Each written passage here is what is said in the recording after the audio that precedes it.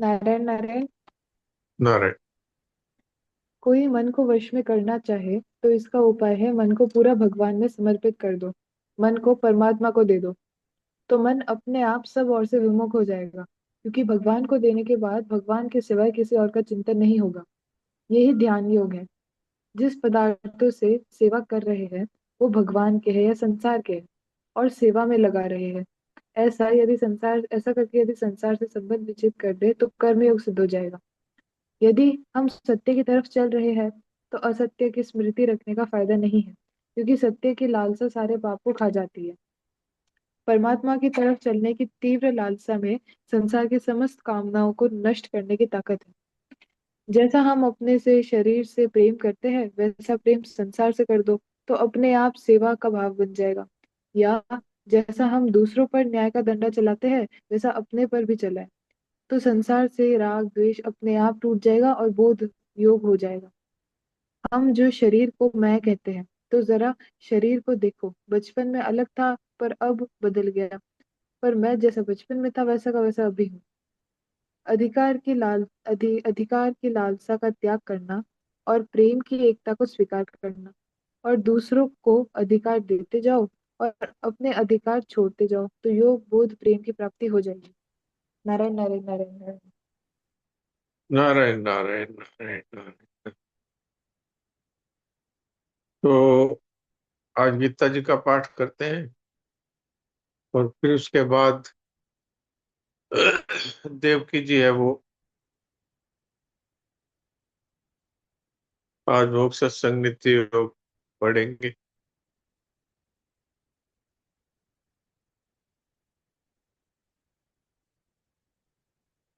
आज 7वें अध्याय का 12वां श्लोक है। तो मैं पढ़ता हूँ, फिर उसके बाद आप लोग पढ़ेंगे। अध्याय 7 श्लोक 12। ये चैव सात्विका भावा राजसास्तामसाश्च ये मत्त एवेति तान् विद्धि न त्वहं तेषु ते मयि।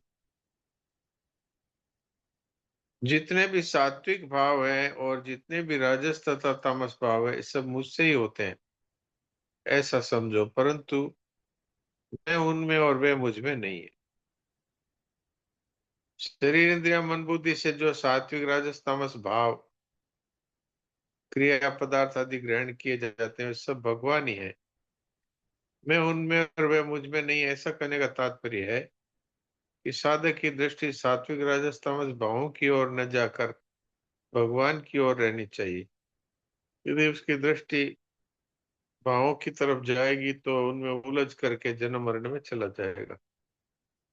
संपूर्ण राज सात्विक राजस और तामस भाव भगवत स्वरूप है, ये सिद्ध पुरुषों की दृष्टि है।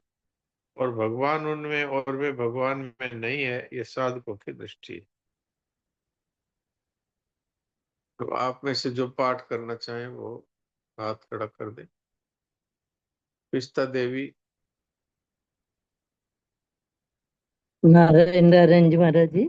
नारायण। नारायण नारायण।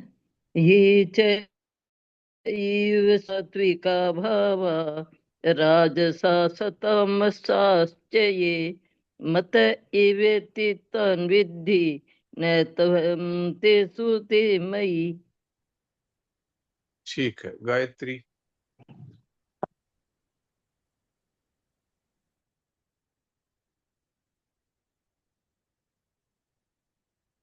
गायत्री मुंद्रा।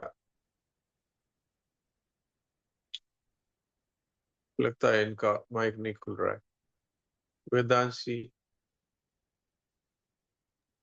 नारायण नारायण। ये नारायण। चैव सात्विका भावा राजसास्तामसाश्च ये मत्त एवेति तान् विद्धि न त्वहं तेषु ते मयि।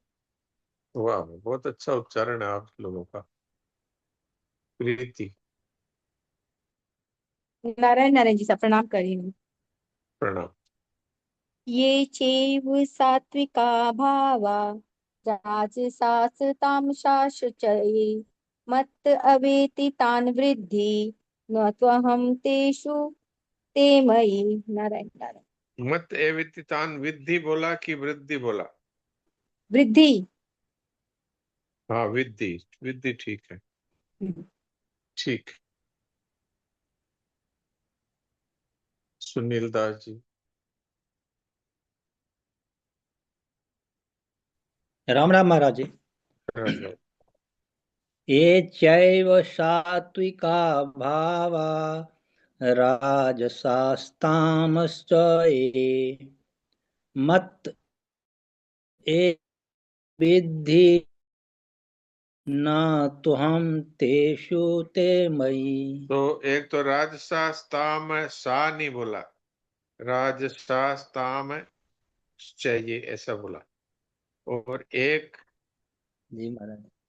मत एवेति तान विद्धि, यहाँ पर थोड़ी गलती हुई, दोबारा बोलिए पूरा। ये चैव सात्विका भावा राजसास्तामसाच तो ये साच नहीं है, मत् साश्च। आधा से साश्च। तामसाच ये हाँ, मत एवति एवती तन्विद्धि। नहीं, ये एवती नहीं है, एवेती है। मत जी। एवेति तान विद्धि। मत एवेति तान् विद्धि न तुहं तेषु ते मयि। अब ठीक है। प्रणाम महाराज। प्रणाम। कमला देवी।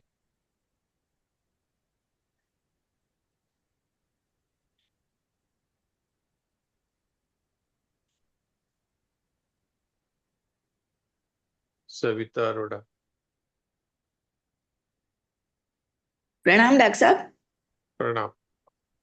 ये चैव सात्विका भावा राजसास्तामसाच्च ये मत्त एवेति तान् विद्धि न त्वं तेषु ते मयि।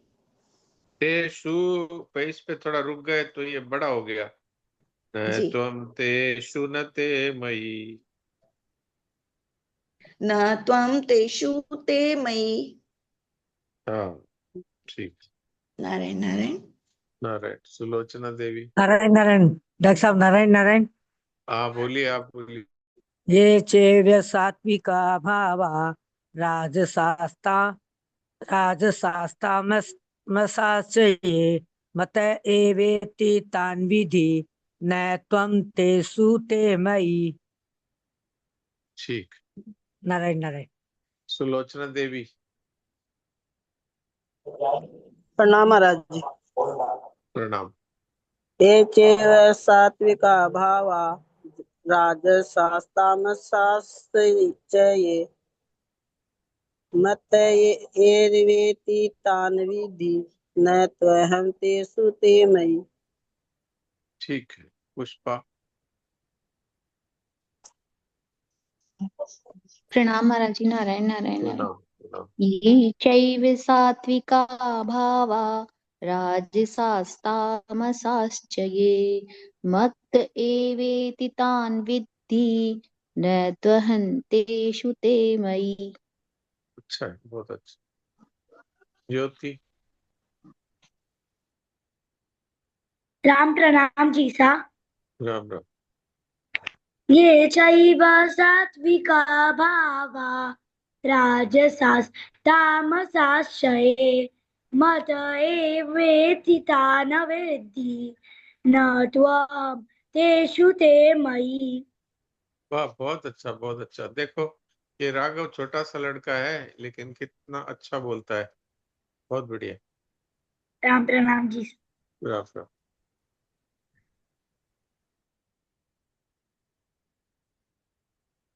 लक्ष्मी केजरीवाल। ईशा राम राम। राम राम। ये चैव सात्विका भावा राजसास्तामसाश्च ये मत एवेति तान् विद्धि न त्वहं तेषु ते मयि। वाह, ठीक है। कमला देवी।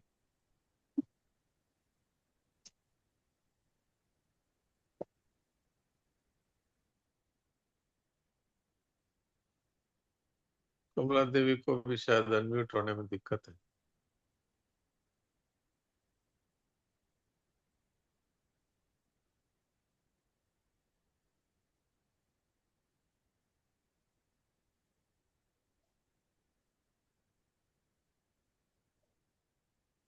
सब अपना अपना जो हाथ उठाया हुआ है इसको सब नीचा कर लो वापस।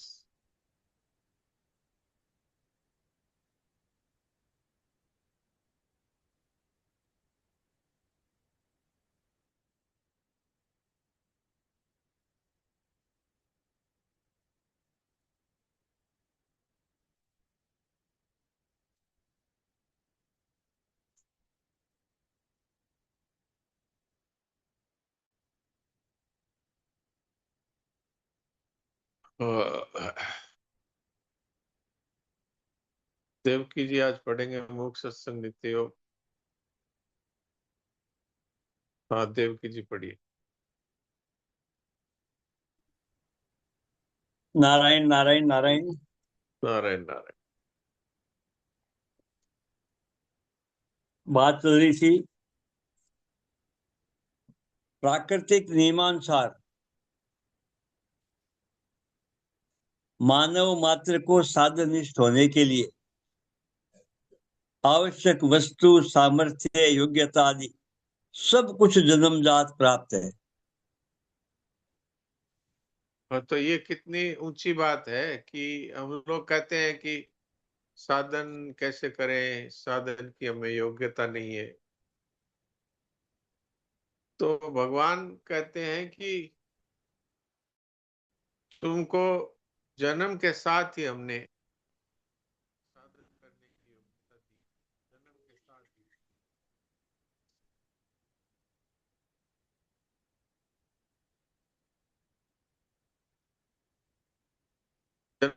जन्मजात है हम लोगों में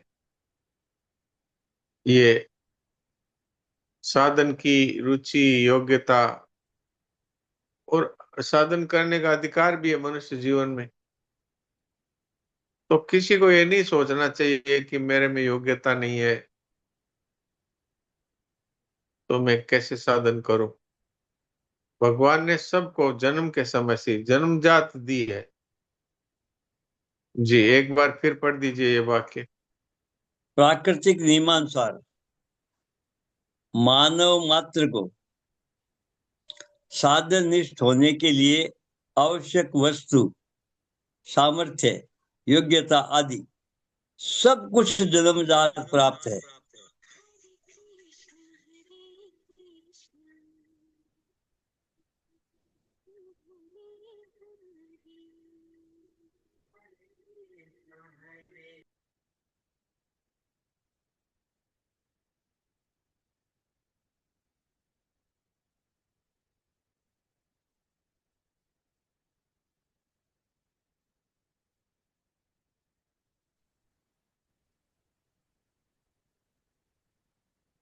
एक फोन आ नारायण गया था बीच में। आपको आवाज आ रही? हाँ आ रही है। हाँ ठीक है। तो इसमें मैंने योग्यता तो बोल दिया, लेकिन वस्तु और सामर्थ्य भी भगवान ने को तप के साधन करने के लिए दी है। तो वस्तु में मन, बुद्धि, शरीर सब आ जाता है। तो भगवान का सब दिया हुआ है। अब हम साधन नहीं करके असाधन करें, क्योंकि अगर हमें सामर्थ्य नहीं होती तो असाधन कैसे करते। तो साधन तो करते नहीं और वस्तु, सामर्थ्य, योग्यता होते हुए भी असाधन में लग जाते हैं। इसीलिए मनुष्य जीवन व्यर्थ चला जाता है। तो इसलिए हम लोगों को ये बात मन से निकाल देनी चाहिए कि हम साधन करेंगे तो हमारे में साधन करने की योग्यता नहीं है, हमारे पास उसकी सामर्थ्य नहीं है। ये भूल है हमारी। हाँ जी आगे पढ़िए। हाँ तो साधनिष्ठ होने के लिए आवश्यक वस्तु, सामर्थ्य, योग्यता आदि सब कुछ जन्मजात प्राप्त है। तो फिर हार मान कर बैठ जाना, पराधीनता को अपनाना क्या विधान का अनादर नहीं है? हाँ अगर विधान से हमें ये सब कुछ मिला है तो फिर भी हम पराधीनता को स्वीकार करें।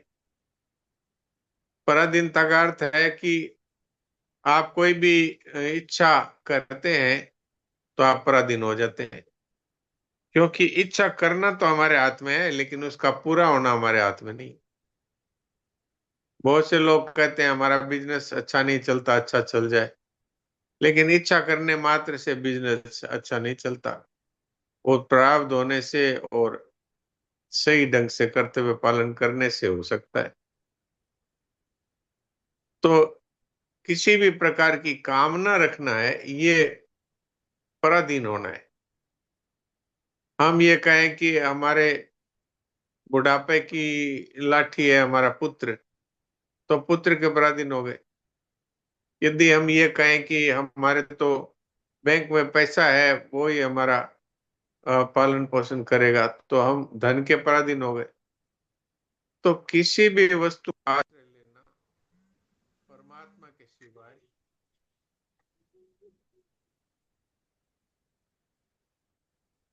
तो ये हमारे लिए नुकसान की बात है, इसलिए हम इसको स्वीकार नहीं करें तो बहुत अच्छा है।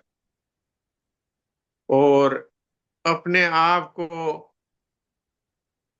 असमर्थ मान करके और अपने मानव जीवन को बर्बाद कर देना, ये मनुष्य के लिए उचित नहीं। जी हाँ, विधान का अनादर करना किसी भी मानव के लिए उचित नहीं है, हाँ, अपितु विधान के आदर में ही जीवन का आदर है। बिल्कुल। ये विधान भगवान के, के हाँ जी, विधान के अधीन होते ही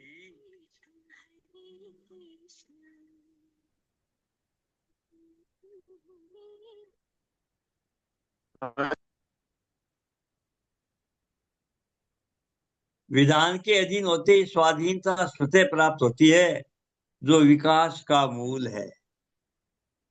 जी। तो विधान भगवान का है, वो ये है कि आपको वस्तु सामर्थ्य योग्यता सब दी है, तो या तो उससे संसार की सेवा करो, या उससे अपने अपने आप को पहचानो, अपने स्वरूप को जान लो, या फिर परमात्मा से प्रेम करो। तो विधान का आदर नहीं करने से फिर मनुष्य जो है उसकी अवनति होती है, अर्थात पतन होता है। एक बार फिर पढ़ दीजिए ये वाक्य। हाँ, विधान के अधीन होते ही स्वाधीनता स्वतः प्राप्त होती है, जो विकास का मूल है।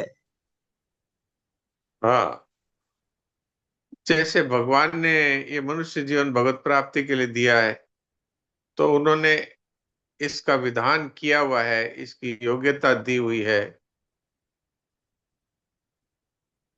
कमल थापड़ी, आपको आवाज नहीं आ रही है, बाकी लोगों को आ रही है, तो आप अपना नेटवर्क ठीक कर लीजिए।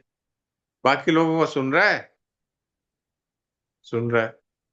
तो आप अपना नेटवर्क ठीक करिए, अथवा कमरा बदल लीजिए, या फिर एक बार काट करके दोबारा जुड़ जाइए। तो विधान का आदर करने वाले को स्वतः ही स्वाधीनता। स्वाधीनता मिलती है, हाँ, स्वाधीनता मिलती है। विधान की अधीनता स्वीकार करो तो स्वाधीन हो जाते हैं। क्यों? कि विधान बनाया हुआ है हमारे परमात्मा का, जो हमारे स्वयं है। तो स्वयं के अधीन हो जाएंगे तो स्वतः ही स्वाधीन हो जाएंगे।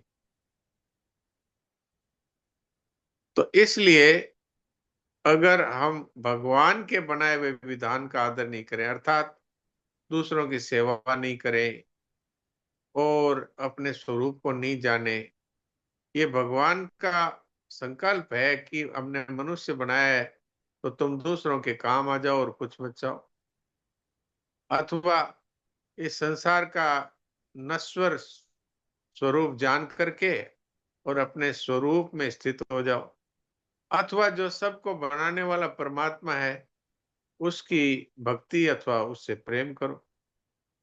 जी। ये सभी को विदित है कि श्रम का आरंभ और अंत विधान में ही निहित, विश्राम में ही निहित है।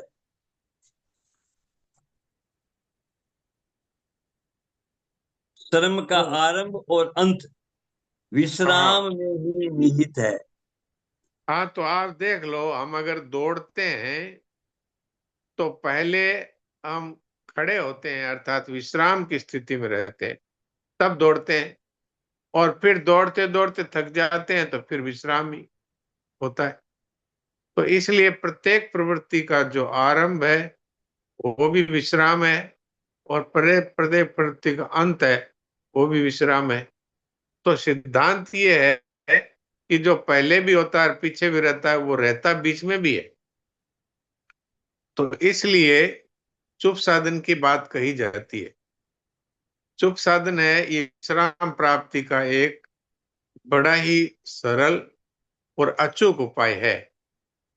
पर विश्राम उनको ही मिलता है कि जो ममता और कामना का त्याग कर देते।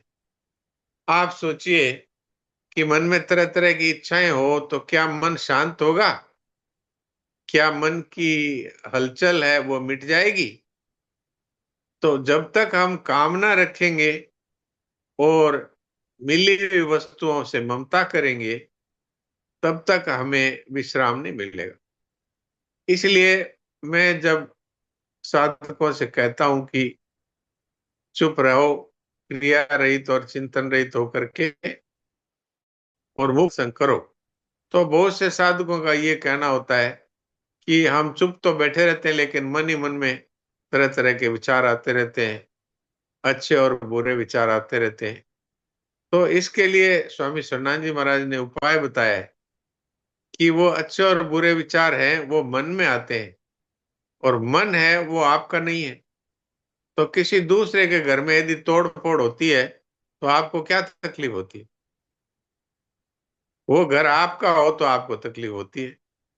ऐसे ही मन में तरह तरह के विचार आते हैं तो वो आपका घर नहीं है। स्थूल सूक्ष्म तीनों शरीर है, स्थूल सूक्ष्म कारण, ये तीनों शरीर ही हमारे नहीं है, ये संसार के ही है। तो संसार में हलचल होती है तो आप क्यों परेशान होते हैं? जैसे कोई आदमी पहाड़ की चोटी पर बैठा है और उसके नीचे, पहाड़ के नीचे आग लग जाती है, बाढ़ आ जाती है, तो उसको क्या फर्क पड़ता है? ऐसे ही हम अपने स्वरूप में स्थित रहने के लिए चुप हैं, क्रिया रहित हैं, फिर मन के अंदर आते हैं, न उनसे उनका विरोध करें न उनका समर्थन करें, और उनकी तरफ से उदासीन होकर रहें।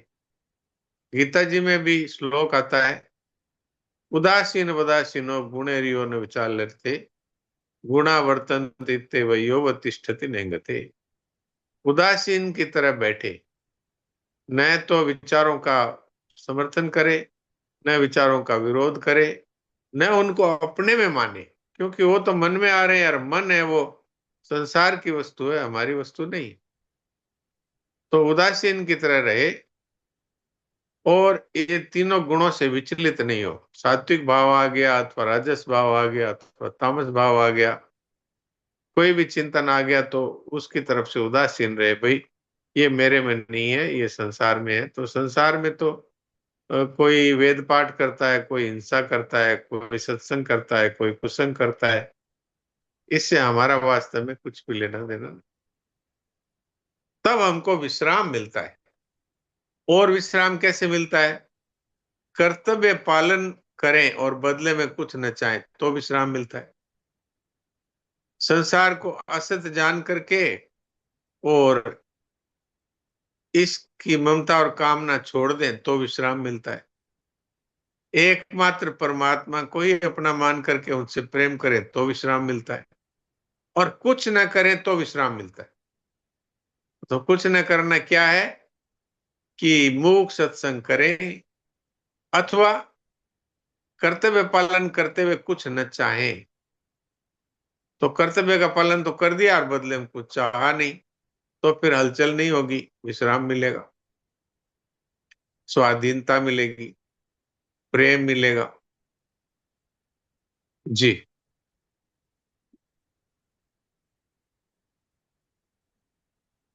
विश्राम, तो फिर विश्राम में अविचल आसरा न करना। दोबारा पढ़ता हूं। ये सभी को विदित है कि श्रम का आरंभ और अंत विश्राम में ही निहित है। तो फिर विश्राम में अविचल आस्था न करना और उसे सुरक्षित न रखना क्या अपनी ही बनाई हुई भूल नहीं है? हाँ, तो वास्तव में जब ये पता लग गया कि विश्राम ही जीवन है, प्रत्येक कार्य के पहले विश्राम है और कार्य के अंत में भी विश्राम है।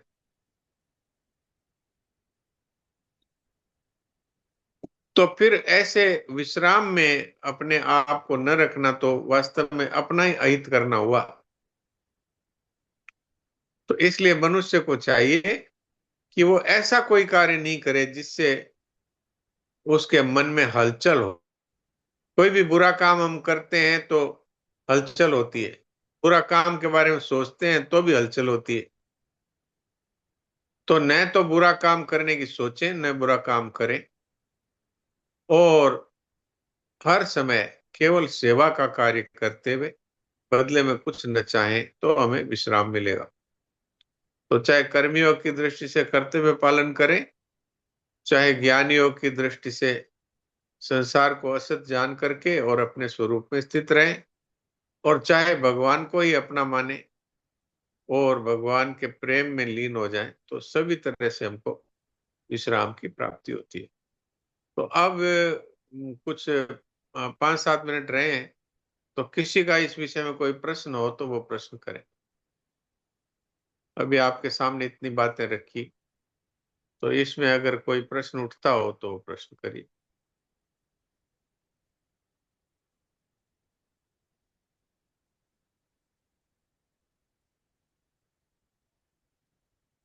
हाँ ज्योति, करो प्रश्न। राम राम महाराज जी, प्रणाम। राम। ये मूक सत्संग का बेसिक प्रिंसिपल ज्ञान योग है। बेसिक प्रिंसिपल ये है कि मनुष्य को जब तक कार्य में लगा रहता है, तो यदि वो कार्य अपने लिए कर रहा है तो उसकी सफलता और असफलता के चक्कर में वो शांति नहीं पाता। तो इसलिए जितने भी कार्य है वो किए जाएं दूसरों की सेवा के रूप में, और उसके बदले में कुछ न चाहेंगे तो हमें विश्राम मिलेगा। तो चाहे तो हम सारे कार्य लोगों की सेवा और बदले में कुछ न चाहकर करें तो विश्राम मिलेगा, और चाहे हम कुछ न करेंगे तो विश्राम मिलेगा।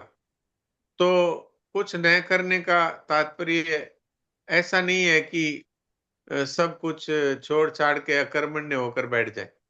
अकर्मण्यता नहीं है, इसका तात्पर्य है कि अपने स्वार्थ के लिए कुछ ना करें। तो अब यह है कि शांति की प्राप्ति है उसकी, जब भी आप कोई कार्य फिनिश कर दें तो उसके बाद में यदि आपको विश्राम मिलता है, तब तो आपने वो कार्य दूसरों के सेवा के रूप में किया है। और अगर उसके करने के बाद में आप वापस सांसारिक चिंतन में फंस जाते हैं, तो इसका अर्थ है कि आपने वो कार्य स्वार्थ पूर्वक किया है। तो तो इसलिए महाराज जी, ये, हाँ जी, तो जो हम दिन वाले सत्संग में बोलते हैं कि भगवान एक सेकंड के लिए भी ना मिले, चटपटी लगनी चाहिए, जैसे आज भी हुआ था कि आंख में किरकिर हाँ आए, वो, हाँ इतना भी हो वो तो भक्ति योग का साधन है। भक्ति योग के साधन में भी सबको भगवान समझ करके चुप होकर के बैठ जाए तो भी मूक सत्संग होता है। और कर्मयोग की दृष्टि से सबकी सेवा करके और फिर थोड़ी देर के लिए चुप होकर चिंतन रहित होकर बैठ जाए तो वो भी मूक सत्संग है। और ज्ञान की दृष्टि से सब कुछ असत है अर्थात नष्ट होने वाला है, और केवल आत्मा ही है वो सदा रहने वाला है, इस तरह से विचार करके चुप होके बैठ जाए तो वो भी मूक सत्संग है। मूक सत्संग का अर्थ है किसी प्रकार की हलचल का न होना। जैसे आदमी दौड़ते दौड़ते थक जाता है तो वो विश्राम करता है, और शुरू में भी वो पहले विश्राम की स्थिति से ही फिर दौड़ता है, तो पहले भी विश्राम है और कार्य के अंत में भी विश्राम है। लेकिन अगर हम किसी स्वार्थ पूर्वक कार्य करेंगे अथवा कामना को लेकर कार्य करेंगे तो हमें विश्राम नहीं मिलेगा। जैसे कोई व्यक्ति धन के लिए दुकान खोलता है, तो वो सुबह दुकान खोलकर बैठता है, पूरे दिन बैठा रहता है, और जैसे ही दुकान का शटर डाउन करता है तो तुरंत रुपए गिनने लग जाता है। क्यों? कि वो रुपयों के लिए ही उसने दुकान दिन भर वो बैठा था।